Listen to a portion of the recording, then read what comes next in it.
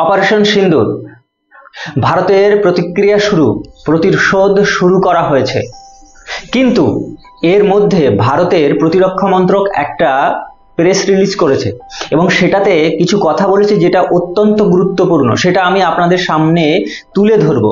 তার আগে একটু বলে নিই যে অপারেশন সিন্দুর অর্থাৎ পেহেলগাঁও কাণ্ডের পরে এই যে ঘটনাটা ঘটলো, যে সার্জিক্যাল স্ট্রাইক হলো, এটা 9টা মিসাইল মারা হয়েছে এবং 8 জায়গায় মারা হয়েছে, অর্থাৎ এক জায়গায় দুটো মারা হয়েছে। তো বাংলাদেশের যেসব মিডিয়াগুলো আছে, বিশেষ করে আপনাদের যমুনা টিভি বা আরো অনেক কিছু আছে, প্রথম আলো, এরা দেখাতে চাইছে যে ভারত কতখানি খারাপ কাজ করেছে এবং বলতে চাইছে সাধারণ মানুষকে মেরেছে। এর প্রমাণ আমি দেব আপনাদেরকে। এবং সেই সাথে সাথে একটা মিথ্যে কথা বলছে যে ভারতের রাফায়েলকে নাকি তারা শুট ডাউন করেছে। এসব সোশ্যাল মিডিয়াই করেছে তারা, কিন্তু বাস্তবে তারা কতখানি করতে পেরেছে প্রমাণ আমি দিয়ে দেবো আপনাদেরকে।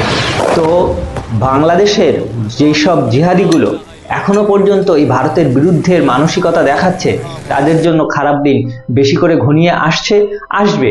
হাসিনা প্রত্যাবর্তন করবে কিনা সেটা একটা অত্যন্ত গুরুত্বপূর্ণ বিষয়, সেটা কিন্তু আজকের এই ঘটনার পরে আবার মাথা চাড়া দিয়ে উঠবে এবং দেখবেন যে বাংলাদেশে হাসিনা হয়তো আবার ফিরে যাবে এই যুদ্ধ শেষ হতে হতে। যুদ্ধ হবে কিনা সেটা অবশ্য বলা যাচ্ছে না, কারণ ভারতের পক্ষ থেকে যুদ্ধ করার মতো মানসিকতা কিন্তু দেখাচ্ছে না। এরা যেটা করেছে, যদি পাকিস্তান চুপচাপ বসে থাকে এবং এটাকে মেনে নেয়, তাহলে কিন্তু ভারত আর আক্রমণ করবে বলে মনে হয় না। কারণ ভারতের তরফ থেকে অর্থাৎ আমাদের প্রতিরক্ষা মন্ত্রকের তরফ থেকে যে প্রেস রিলিজ করা হয়েছে সেখানে পরিষ্কারভাবে বলা হয়েছে যে ভারত কিন্তু পাকিস্তানকে আক্রমণ করতে চায়নি, পাকিস্তানের ডিফেন্সকে আক্রমণ করতে চায়নি, পাকিস্তানের সেনাকে আক্রমণ করতে চায়নি। তারা ভারতের তরফ থেকে এই আক্রমণে পাকিস্তানের কোনো সেনা ঘাঁটিকে আক্রমণ করেনি, পাকিস্তানের সেনাদের কোনো কনস্ট্রাকশন যা আছে তাতে আক্রমণ করেনি, সাধারণ মানুষকে আক্রমণ করেনি, শুধুমাত্র আক্রমণ করেছে জঙ্গি ঘাঁটিগুলোকে, যে জঙ্গি ঘাঁটিগুলো পাকিস্তানের মধ্যে রয়েছে কিন্তু পাকিস্তান এতদিন দেখতে পাচ্ছে না, তাদেরকে দমন করার জন্য বিদেশ থেকে কোটি কোটি ডলার নিচ্ছে, সেইগুলোকে ভারত ধ্বংস করেছে। এবং পাকিস্তানের যে প্রেস রিলিজ সেটা যদি আপনারা খেয়াল করেন, দেখবেন সেখানে বলছে যে ভারত তাদের মধ্যে থেকেই আক্রমণ করেছে, অর্থাৎ এয়ার সীমা, আকাশ সীমা যেটা, সেই আকাশ সীমা কিন্তু লঙ্ঘন করেনি। তা সত্ত্বেও এখানে বসেই অতগুলো আক্রমণ করে দিয়েছে। তাদের একটা মিসাইল, ভারতের একটা মিসাইল আটকানোর ক্ষমতা তাদের ছিল না, নেইও। চায়না থেকে নিলে এই অবস্থাই হয়।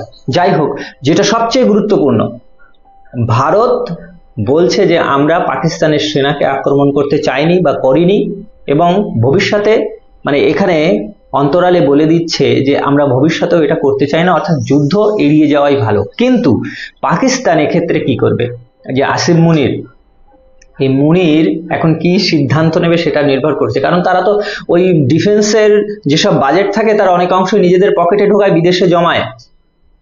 তারা এখানে যদি দেখাতে না পারে যে আমরা ভারতের বিরুদ্ধে অন্তত শক্তপোক্তভাবে দাঁড়াতে পারি, তাহলে কিন্তু তার কপালে দুঃখ আছে। আর তাই যদি কোনো ব্লান্ডার এখানে করে ফেলে আসিম মুনির, তাহলে কিন্তু ভারত ফুল স্কেল ওয়ারে যেতে পারে। আর সেই জন্যই আজ 7th মে আজকে মক ড্রিল আছে বিভিন্ন জায়গায়।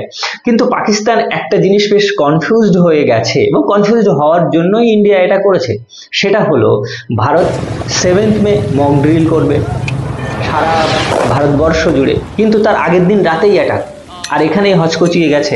তারা অন্তত ভেবেছিল যে অন্তত মক ড্রিল যখন করতে চাইছে 7th মে, তাহলে তার আগে ভারত কিছু করবে না।